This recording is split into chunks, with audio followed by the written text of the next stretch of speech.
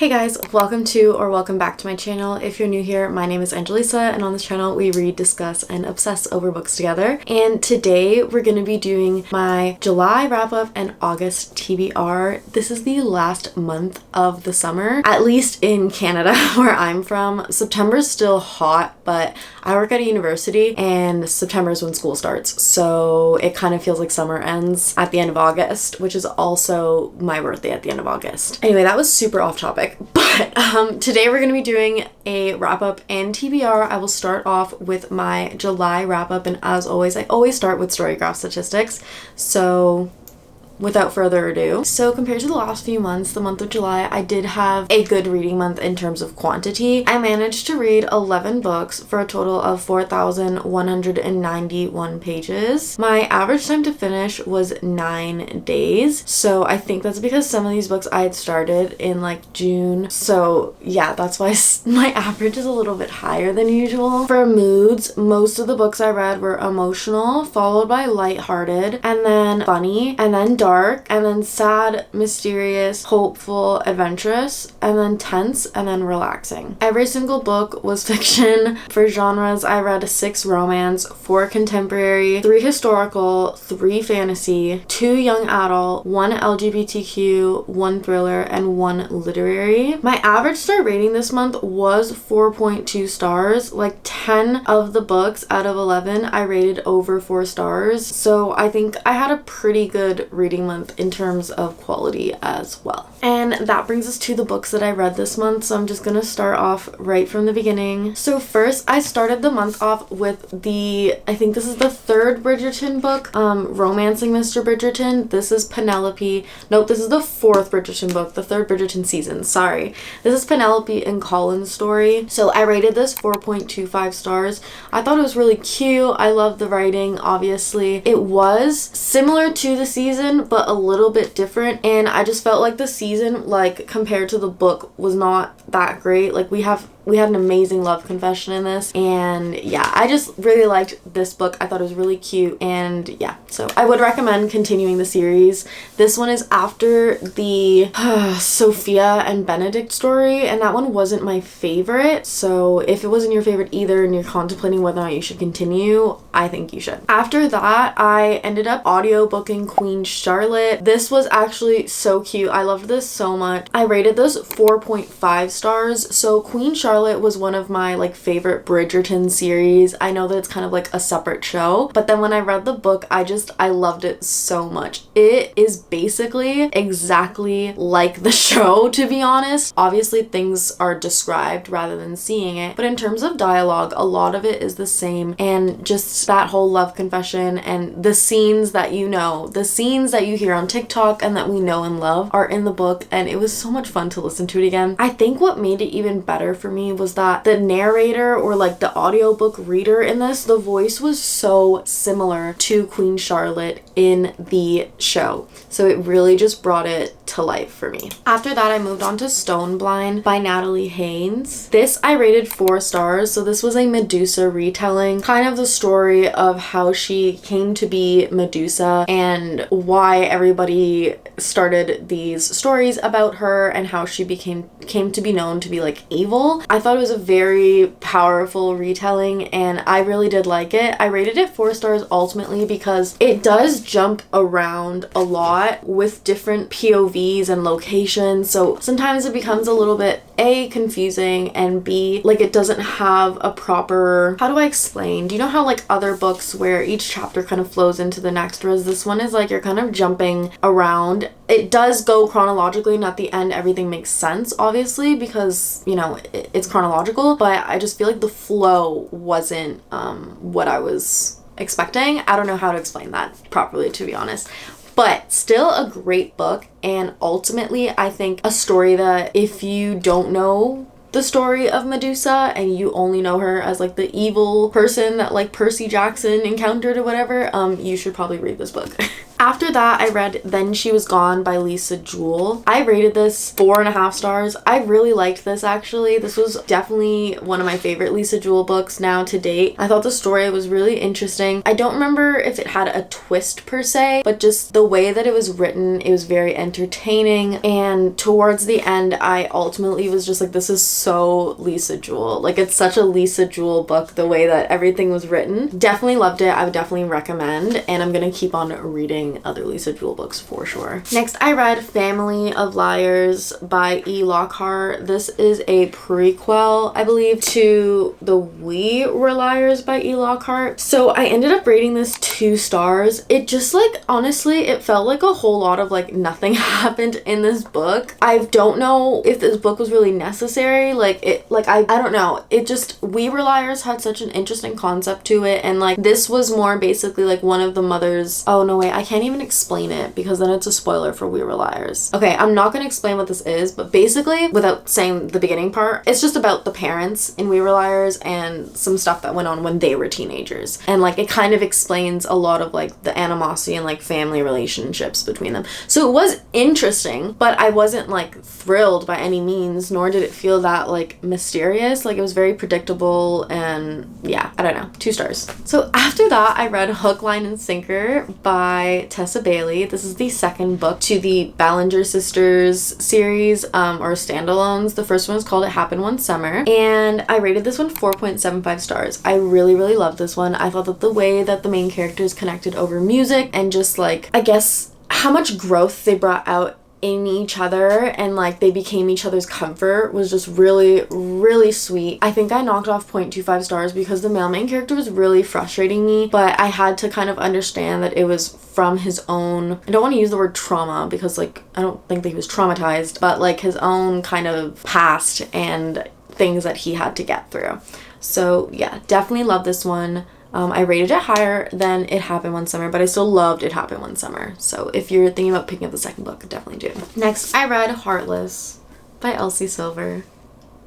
This is the second book in the Chestnut Spring series, and I rated this 5 stars. I absolutely adored it. I don't know like how to say anything except for that I freaking loved it. I love the series. I love Kate. I love Willa. I love the entire family aspect of this book, and just how they became like, I love it. This book and this book series makes me feel so at home, and if you haven't picked it up yet, like just do it. Even if you think like, oh, I'm not gonna like cowboys or a book that's based in like Alberta, Canada, you'll like it. Just pick it up, okay? Canadian books are good. Just pick it up. Next, I read another book called Heartless, but this one by Marissa Meyer. This is a very different concept, obviously. So this is a kind of like retelling / origin story for the Queen of Hearts from Alice in Wonderland. I thought this was so much fun. This was a book club pick. I got to pick the book for the book club this month, and it was so much fun, and I wanted everybody to read this, and it was just so much fun to discuss, and the stuff that linked to Alice in Wonderland, the magic, and some scenes that you can like pinpoint from the movies and the books that were reflected in here. Like, I thought Marissa Meyer did a great job at this book, and I really just did in general enjoy the story, and I felt so many emotions. Like, I cried,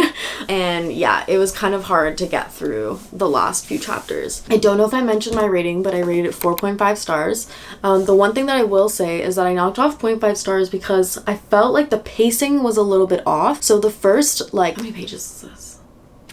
Yeah, 450 pages. So the first like 300 pages, things are happening. Like, it's entertaining, but then, you know, knowing that things kind of have to go a little bit mucky for her to become so evil, you kind of end up at the last 100 to 150 pages and you're like, what's going on? Like, how? And then all of a sudden the pace picks up, and like it is so much happens in those last 100 pages. Like, it's kind of crazy, the pacing. So I will say that the pacing was a little bit weird, but still really, really loved it. And I was craving lemon tarts so much while reading this, and my mother-in-law was kind enough to make me some. So yeah, if you read this, like, beware, you will be hungry, because the main character bakes in this book a lot. The next one I read is The Paradise Problem by Christina Lauren. I rated this 4.75 stars. I really enjoyed this. I thought it was so entertaining and had so many many important like themes and messages in it. It talks about kind of like wealth disparity, division of class, complex family situations, dealing with terminal illness, kind of like access to healthcare in America. Like so many things are brought up in this, and it all takes place on this like private island as well, with the most outrageous cast of characters. Like some of these characters are just so like, what is going on? So yeah, I really liked it. I thought it was so much fun, and the ending was just so delicious and fulfilling. So I would definitely recommend this. Another great Christina Lauren write. After that, I finished The House in the Cerulean Sea by TJ Klune. So this was actually a book club book for like June, I believe, for Pride Month, and I hadn't finished it. And then this month, the audiobook became available, and I was like, you know what? I'm just gonna finish it really quick and see. And I thought it was so cute. I rated it 4 stars. It was literally adorable. It had me kind of like giggling, laughing sometimes, and I thought it was adorable, like really, really cute. So yeah, definitely would recommend. And I think there's a second book coming out, and I definitely do want to read the synopsis to see kind of what it's about and decide if I'm going to pick it up, because I thought this was just so cute, and I would love to kind of read something again like this. It definitely has become a comfort read. Like this world and these characters and this little like family, I think is definitely a comfort read for me now. All right, the last book that I read for July was This Summer Will Be Different by Carley Fortune.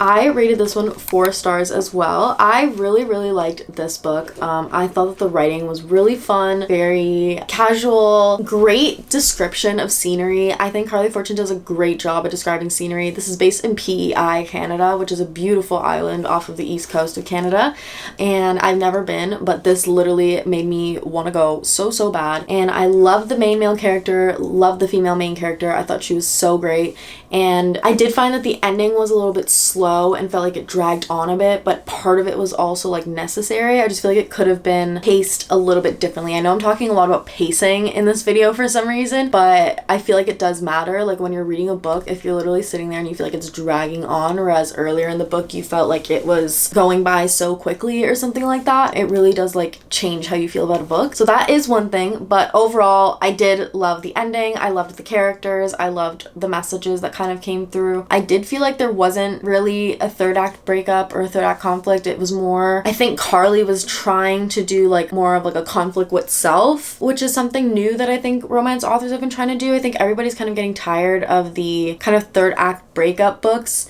and now authors are leaning more towards like a conflict with self, or like self-discovery or professional development, or something where the conflict lies in like the main character having to deal with something, and the love interest is like a support or an accessory to that. Do you know what I mean? I don't know if I explained that properly.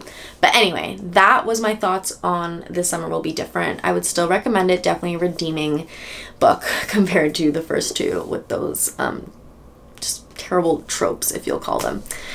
Anyway, that is all the books that I read in July. Moving on, I'm going to quickly tell you guys about what I'm planning to read for August. A lot of these books are books that I've talked about before, and they're kind of just going back on my TBR so I can get them off of my just like, I've been wanting to read them for a while but just haven't been able to get to them. So yeah. Alright, the first book that I have here was actually on my TBR last month, but then I ended up reading Then She Was Gone instead. It's The Night She Disappeared by Lisa Jewell. I think I explained this on my TBR last month, but basically I think it's like this girl's daughter or this girl's mother. Okay, yeah, this was about like the two parents who like went on vacation or something and then they didn't return. Yeah, I explained this in my last TBR, but I decided to put it back in my TBR because I heard amazing things about this one, and I just ended up reading the other one instead because I think it came up on my audiobook. But yeah, so I'm gonna read this one. Next I have One of Us Is Back by Karen McManus. This is the third book in like the One of Us Is Lying series. I've been wanting to read this for a while, and I think this was on my summer TBR or 2024 TBR, and I just haven't yet. So I'm gonna read it so I can finish the series. This is the last one. I don't want to explain what this is about because it is like gonna spoil the first two. But One of Us Is Lying is basically like a Breakfast Club meets Pretty Little Liars type of situation. The next one I have is Lock Every Door by Riley Sager. This one is about this girl who's kind of like apartment sitting, and I think the apartments are either haunted or there's like an evil person who's like living there killing everybody.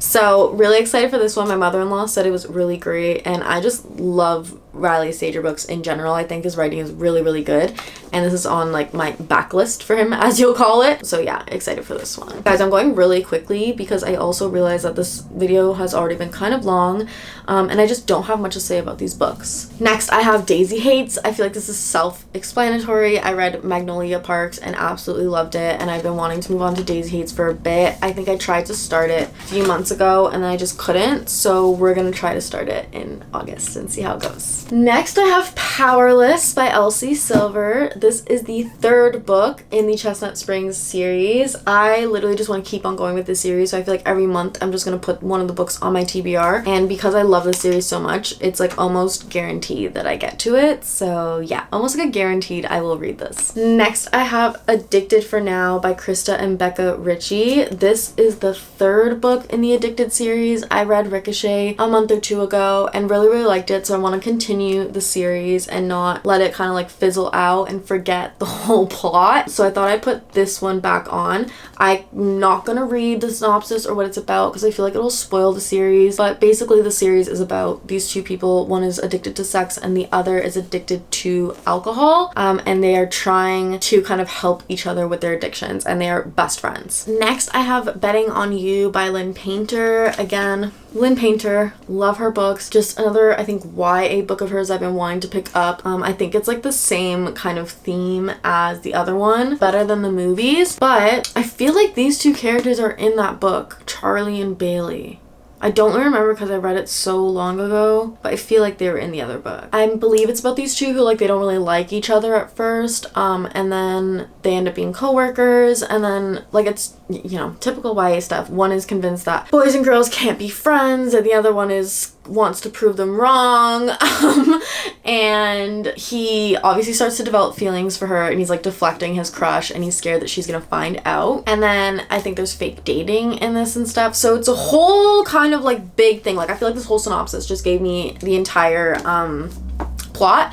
But yeah, super excited. YA romance, I think it'll be great. Anyway, sorry, moving on. Next book I have is Twisted Lies by Anna Huang. This is the fourth and final book in the Twisted series. This one is about, what's their names? Christian and Stella. And from what I remember, Stella is one of the best friends, and then Christian is like a friend of the guy in the second book, I think. I don't remember for sure, to be honest, but I do know that it's like a millionaire and like social media influencer type of romance.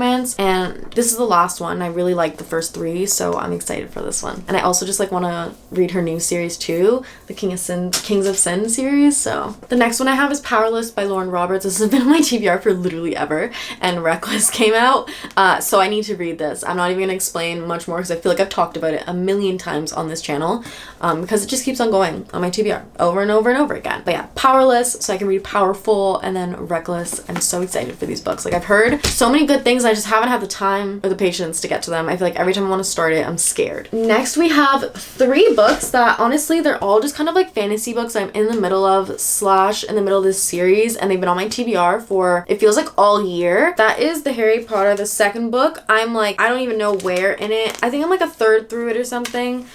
Queen of Shadows, I need to start. And then Legendary, the Caraval series, like, I need to start because I really, really, really want to read Once Upon a Broken Heart. I've been wanting to read it forever, but I want to finish the series first. So yeah, these three fantasy books I want to read. And I'm not going to synopsis them because they are part of a series, so anyway, that's all the books that I want to read this month. I think there's 1, 2, 3, 4, 5, 6, 7, 8, 9, 10, 11. There's 12 books on the TBR and then 11 books I read. So I think that's great. And yeah, stay tuned for the wrap up for August to see how I do. Anyway, thank you guys so much for watching. I hope you enjoyed. Don't forget to like and subscribe and comment down below what you read for the month of July and what your plans are for August. Or if you don't do a TBR or anything like that, just, you know, let me know what you're reading right now. I always like to hear what you guys are up to. And yeah, anyway, I hope to see you in the next video. Bye.